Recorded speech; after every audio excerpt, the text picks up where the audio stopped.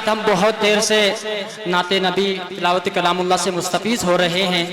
ہم اب خطابت کی دنیا میں چلتے ہیں.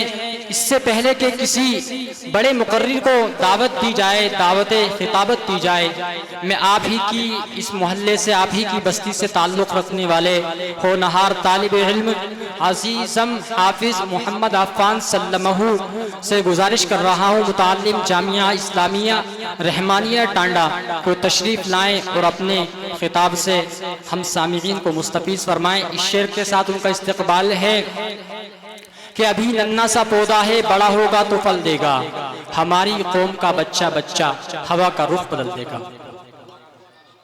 آرام سے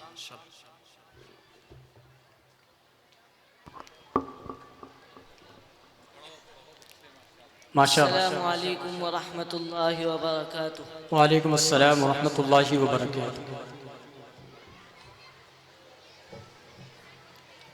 الحمد للہ والصلاة والسلام علی رسول اللہ. اما بعد فاعوذ باللہ من الشیطان الرجیم. بسم اللہ الرحمن الرحیم. فلولا نفر من كل فرقة منهم طائفة ليتفقهوا في الدين ولينذروا قومهم إذا رجعوا إليهم لعلهم يحذرون. صدق اللہ العظیم. وطن کا ذرہ ذرہ ہے یہاں اس بات پر شاہد، وطن کا ذرہ ذرہ ہے یہاں اس بات پر شاہد، مدارس کے سپوت اس ملک کے جاباز غازی ہیں. سیاسی کھیل ہے ورنہ یہ دشمن بھی سمجھتا ہے کہ اسلامی مدارس مرکز کردار سازی ہیں. سامعین باتمکین، جب ہندوستان کی سرزمین پر انگریزوں کا ناپاک سایہ پڑا، پورے ملک میں فرنگیوں نے اپنا جال بچھایا، وہ اپنی شاطرانہ اور عیارانہ چالوں سے برسر اقتدار ہوئے. ملک کے ہر خطے پر ان کا تسلط ہوا. انگریزوں نے باشندگان وطن کے گلے میں محکومی و غلامی کا پھندا ڈالنا شروع کر دیا تو اس وقت ہر ہندوستانی کے دل میں انگریزوں کی صفا کی و خوریزی سے رہائی، عورتوں کے غلامی سے نجات کا جذبہ پیدا ہوا. ہر شخص برسر پیکار تھا، ہر طرح کی جانی و مالی قربانی پیش کرنے کے لیے تیار. استقلال و حریت کے خاطر سرفروشی کی ملک گیر تحریک چلائی گئی اور ہر شخص یہ راگ الاپتا نظر آیا کہ سرفروشی کی تمنا اب ہمارے دل میں ہے. دیکھنا ہے زور کتنا بازوئے قاتل میں ہے. لیکن وہ قوم جس سے انگریز حکمران کانپتے تھے، وہ معاشرہ جو فرنگیوں کی آنکھ کا کاٹا تھا، وہ برادری جس کا وجود انہیں بے چین کیے دے رہا تھا، وہ پارٹی جس کے اتحاد و اتفاق سے فرنگیوں کی نیندیں حرام تھی، وہ صرف اس ملک کے باعزت بلند اور عظیم المقاصد مسلمان تھے. اس سے بڑھ کر مسلمانوں کا ٹھوس مسلکی مزاج، ان کے دلوں میں پائیدار جذبہ جہاد انگریز حکومت کے خاتمے کا سب سے بڑا ہتھیار تھا. ٹل نہ سکتے تھے میدان میں اگر اڑ جاتے تھے، پاؤں شیروں کے بھی میدان سے اکھڑ جاتے تھے. یہی وجہ ہے کہ 1857 عیسوی کی جنگ آزادی میں انگریزوں کا سب سے بڑا ہدف یہ تھا کہ ہندوستان سے قرآن اور علماء کو ختم کیا جائے. ان کا بنیادی مشن یہ تھا کہ علماء تیار کرنے والے مدارس اسلامیہ کے سلسلے کو بند کر دیا جائے اور صفحہ ہستی سے اسلامی مراکز کے نام و نشان کو مٹا دیا جائے.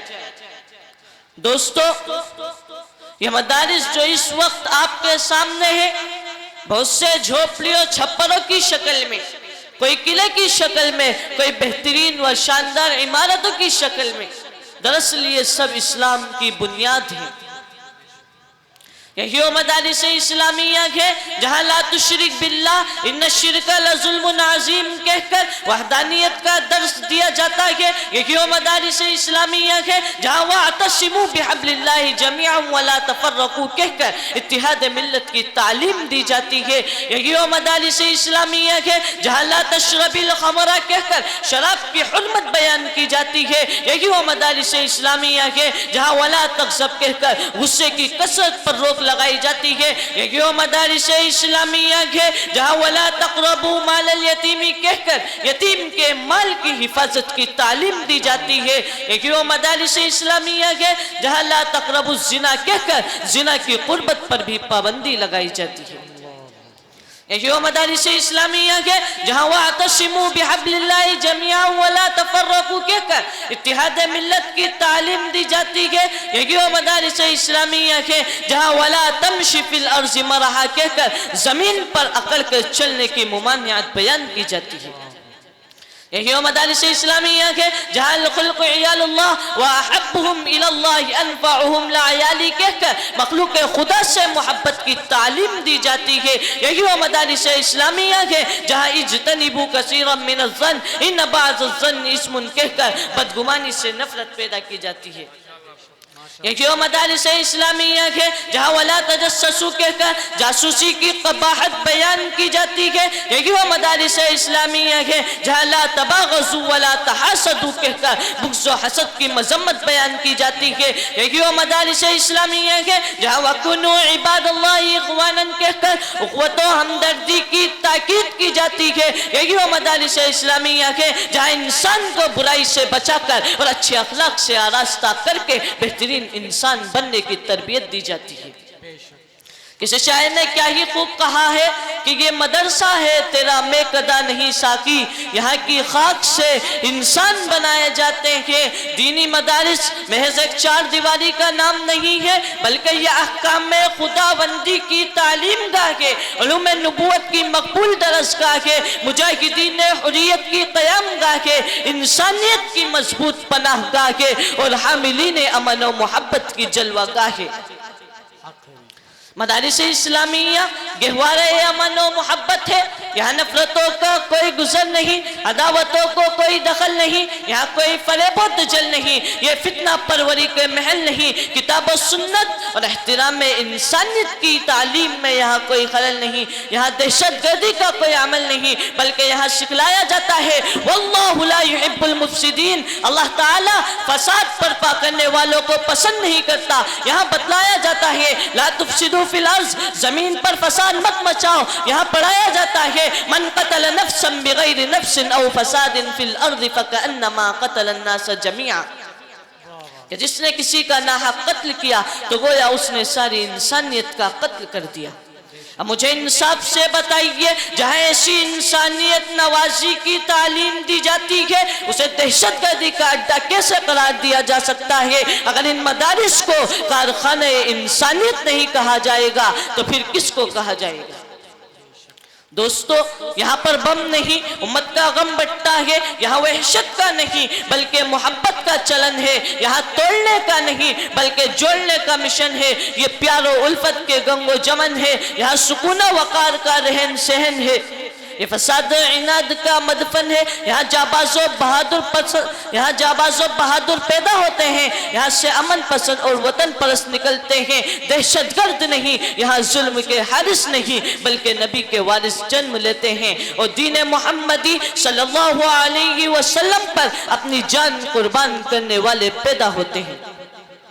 اسی لیے قاری عبدالباطن فیضی کی یہ بات کہنے میں مجھے کوئی جھجک نہیں کہ وہ ظلم و جور کی دنیا کے عادی ہو نہیں سکتے, بہادر ہو تو سکتے ہیں, فسادی ہو نہیں سکتے. جہاں حق ہے وہاں سے آج سے آواز آتی ہے, نبی والے کبھی آتنگ وادی ہو نہیں سکتے. اسی کو شاعر یوں کہتا ہے کہ نہیں ایسا نہیں ہوگا, کبھی ایسا نہیں ہوگا, کبھی ایمان کا قرآن کا سودا نہیں ہوگا. ہمیں تم قتل کر دو شوق سے منظور ہے لیکن شریعت کے کسی مدعے پہ سمجھوتا نہیں ہوگا. اثر ہوا تو یہ تقریر کا کمال نہیں, میرا خلوص مخاطب تھا, میں کہاں بولا. وآخر دعوانا الحمدللہ رب العالمین. दिया भाई, बहुत अच्छे माशाल्लाह भाई। इसका इस्तेकबाल करें बच्चे का। वाकई माइक पर बोलना बहुत बड़ी बात है। वाकई बात ये पढ़ रहे थे तो मेरे जहन में मदारिस के हवाले से एक शेर आ रहा था। मैं सबकी तवज्जो चाहता हूँ, हम अहले मदारिस हैं, हम मदारिस वाले हैं। अब मैं शेर पढ़ता हूँ कि कभी तोको बम बंदूक के आदी हो नहीं सकते। भाई सभी की तवज्जो चाहता हूँ, आपकी दुआएं चाहता हूँ, आपसे दाद मांग रहा हूँ, सिर्फ खाद नहीं मांग रहा। कि कभी तोको बंदूक बम के आदी हो नहीं सकते, नबी के चाहने वाले कभी फसादी हो नहीं सकते। और ये मदारिस हकीकत में अमन की तालीम देते हैं, ये मदारिस हकीकत में अमन की तालीम देते हैं। यहाँ पैदा कभी आतंकवादी हो नहीं सकते, यहाँ पैदा कभी आतंकवादी हो नहीं सकते।